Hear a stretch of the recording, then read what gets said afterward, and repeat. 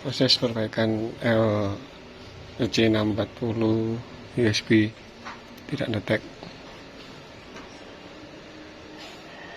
Langsung saja kita cek tegangan di USB nya.